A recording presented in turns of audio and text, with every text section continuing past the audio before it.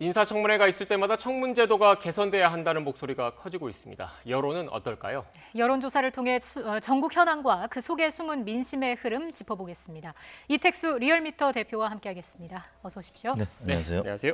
대표님, 현안 여론조사 결과 인사청문회 관련된 내용을 조사를 했는데 결과가 좀 어떻게 나왔습니까? 네, 최근 인사청문회 관련해서 정치권에서 이제 업무 수행 능력보다는 후보자 개인 혹은 가족들의 흠결만 이제 따지는 이런 문제에 대해서 제도 개선이 필요하다는 주장이 나오고 있습니다. 그래서 YTN 의뢰로 리얼미터가 지난 금요일 긴급 여론조사를 했는데요. 제도 개선에 대해서 공감한다는 의견이 47.9%, 공감하지 못한다는 의견이 45.5%로 오차 범위 내에서 팽팽하게 나타났습니다. 네, 전체 결과는 팽팽했는데 세부적으로 좀 보겠습니다. 이념 성향, 정당별로는 차이가 좀 있었죠. 네, 이 당청 지지층과 반대층에서 이제 상반된 패턴이 이번 조사에서도 그대로 나타났는데요. 진보 성향층에서는 10명 중 7명 가까이인 68.7%가 제도 개선이 필요하다고 이제 공감을 했는데, 반면에 보수 성향자에서는 56.9%가 이제 공감하지 않는다고, 그래서 공감한다는 의견보다는 20%포인트 가량 차이가 났었고요. 네. 중도 성향층에서는 전체 의견과 비슷하게 오차 범위 내에서 팽팽했습니다.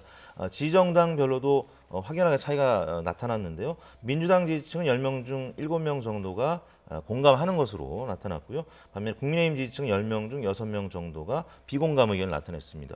조금 전 소개드린 진보층과 보수층의 차이랑 거의 비슷한 상황으로 나타났고요. 정의당 같은 경우는 이제 데스노트로 주목을 받고 있지 않습니까? 네. 정의당 지지층 같은 경우는 공감 의견이 63.2%로 나타나서 민주당과 비슷했고요. 무당층에서는 이제 공감 35.2, 비공감 53.4%로 비공감 의견이 한 18%포인트가량 높게 나타났습니다. 네.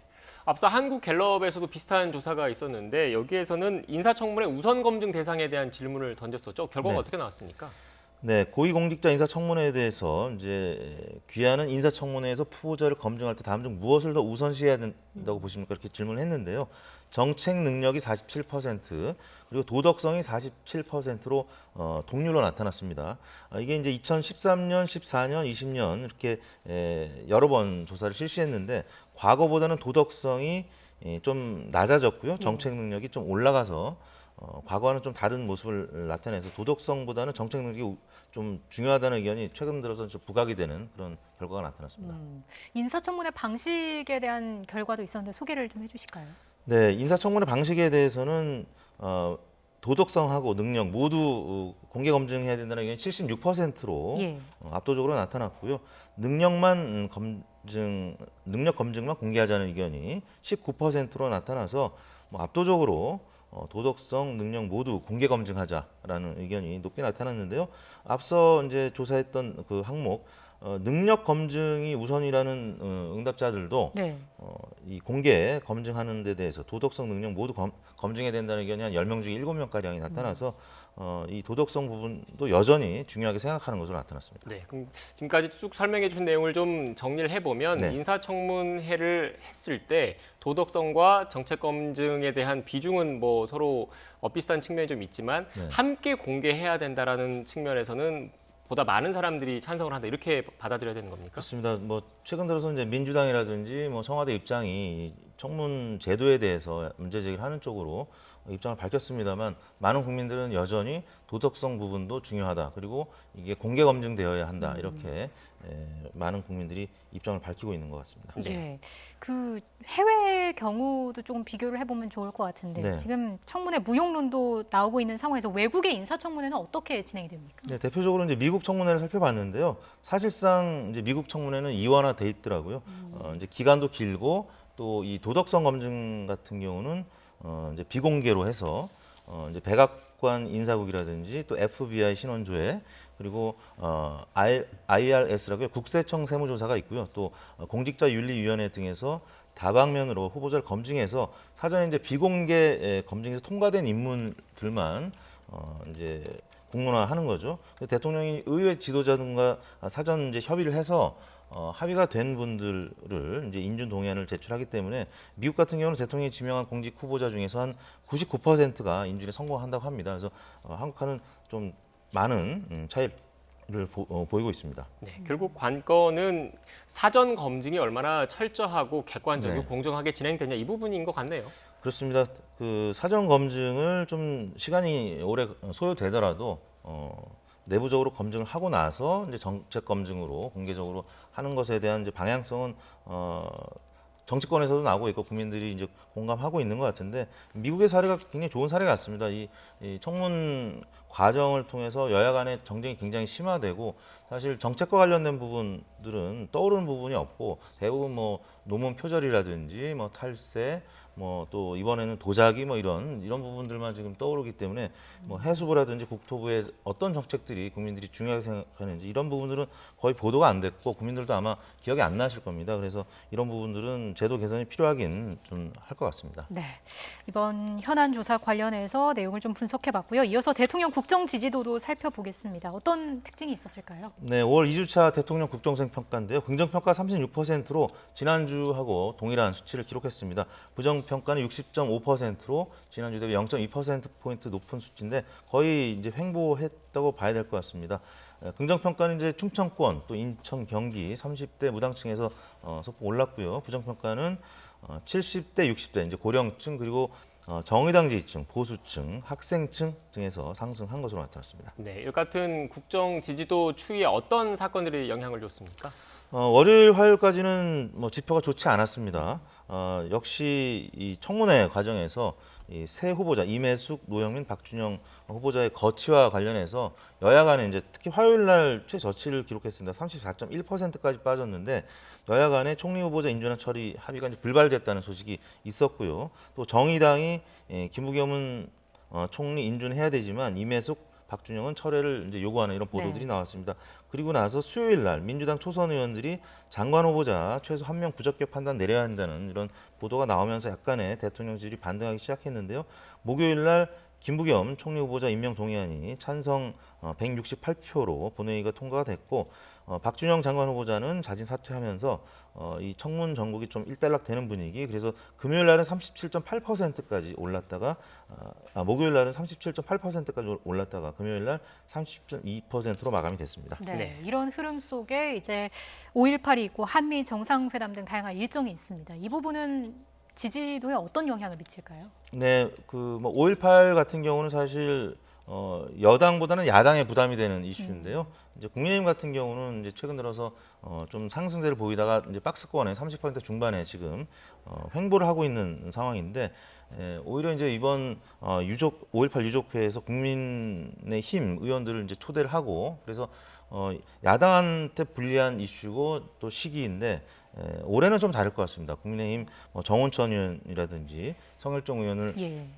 초청을 했기 때문에 야당도 뭐 5.18과 관련해서는 좀 악재로 작용하기보다는 이번에는 오히려 이제 상승할 수 있는 모멘텀이 될 것 같고요. 5.18 시기에는 이제 당청에는 이제 긍정적인 요인으로 작용할 가능성이 있는데 이번 주는 내일 이제 행사 등을 이제 보면서 지켜봐야 될 것 같습니다. 네, 자연스럽게 정당 지지도를 말씀해 주셨는데 그래픽을 보면서 지지율 네. 추이를 좀 설명을 해주시죠. 네, 국민의힘이 0.1%포인트 높아진 35.4%로 나타났고요. 더불어민주당은 0.4%포인트 하락한 29.9%로 나타났습니다. 양당 격차가 5.5%포인트였고요. 국민의당도 6.6%로 소폭 하락했습니다. 열린민주당 5.8%, 정의당 4.8%, 그리고 무당층이 약간 증가한 13.9%로 나타났습니다. 네. 정당 지지도까지 살펴봤고요. 또 다른 여론조사 이야기도 좀 해보겠습니다. 오늘 대선 주자 여론조사 결과가 나왔습니다. 어떻게 집계가 됐는지 소개해 주시죠. 네, 뭐 갤럽에서도 이제 최근에 발표를 했고요. 또 PNR이라는 곳에서 머니투데이 미래한국연구소 의뢰로 조사한 결과 발표가 됐는데요. 네. 윤석열 전 총장이 35.1%로 이재명 지사를 한 7%포인트가량 앞서는 것으로 나타났는데요. 한국갤럽조사하고는 조금 온도 차이가 있습니다. 한국갤럽조사에서는 이재명 지사가 오차 범위 내에서 또 1위를 달리고 있었는데요. 이 조사에서 이제 이낙연 전 총리는 13.7%로 지난주에 이제 갤럽조사 같은 경우는 한 자릿수였는데 이 자동답 방식 조사에서는 여전히 두 자릿수를 기록하고 있는 것으로 나타났고요.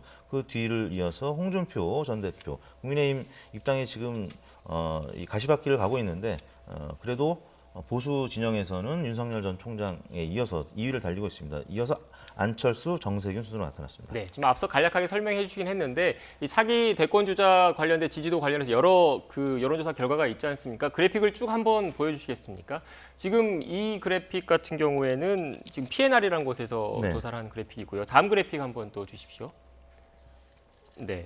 또 한국 갤럽, 예, 옆에 걸 보면 지금 한국 갤럽에서는 그 이재명 지사가 윤석열 지사보다 앞선 결과가 이렇게 나왔거든요. 지금 이거는 어떤 의미로 해석을 해야 되겠습니까? 한국갤럽 같은 경우는 이제 전화 면접 조사인데요. 전화 면접 조사에서 공통적으로 나타나는 현상이 샤이 야권 표심이 여전히 있다라는 겁니다. 윤석열 전 총장이 이제 진보 진영의 후보라기보다는 보수 혹은 중도층 진영의 후보로 인식이 되고 있기 때문에 샤이 야권 표심이 특히 이제 한국 갤럽 조사에서는 민주당 지지율에 비해서 국민의힘 지지율이 조금 여전히 적은 수치로 나타나고 있는데 국민의힘이라든지 혹은 국민의힘 소속 아니면 이제 제3지대라든지 중도 보수 성향의 후보들의 지지율도 한 10%에서 15%포인트가량 감춰진 모습을 볼 수가 있는데요. 여하튼 적극적으로 윤석열 전 총장 지지하는 계층이 대략 한 35% 정도 되고요. 소극적인 지지층까지 합치면 한 40%를 넘는 그런 수준이라고 말씀드릴 수 있을 것 같습니다. 네, 지금 앞서 그 대권 주자 지지도와 관련해서 세계 여론조사 기관이 조사한 걸 알려드렸는데 전부 다 그러면 그 조사 방법이 좀 차이가 있는 겁니까? 그렇습니다. 이제 자동응답 방식이냐 아니면 전화 면접 방식이냐의 차이도 있고요. 또 객관식으로 후보를 불러주느냐 아니면 주관식으로 묻느냐에 따라 다른데 윤석열 전 총장이 이재명 지사와 비교했을 때는 지지율이 조금 오르락내리락합니다. 이런 부분이 말씀드린 대로 소극적인 지지층이냐 아니면 적극적인 지지층이냐의 여부인데 주관식으로 물어봤을 때 아무래도 적극적인 지지층이 보다 응답을 많이 하기 때문에 소극적인 지지층이 좀 덜 잡히는 그런 측면 때문에 약간의 차이가 조사기관별로 나타나고 있습니다. 네, 네. 저희가 여론조사 결과를 설명드릴 때 항상 드리는 말씀이긴 한데 이 여론조사라는 게 이 결과가 이게 꼭 맞다 틀리다를 보여주는 게 아니라 네. 조사 방식과 조사 기관과 이런 거에 따라서 좀 차이가 있을 수가 있기 때문에 전반적인 추이를 보여주는 지표다라는 점을 시청자 여러분께 다시 한번 말씀드리겠습니다. 지금까지 이택수 리얼미터 대표와 함께 관련된 이야기 나눴습니다. 오늘 말씀 고맙습니다. 고맙습니다. 감사합니다.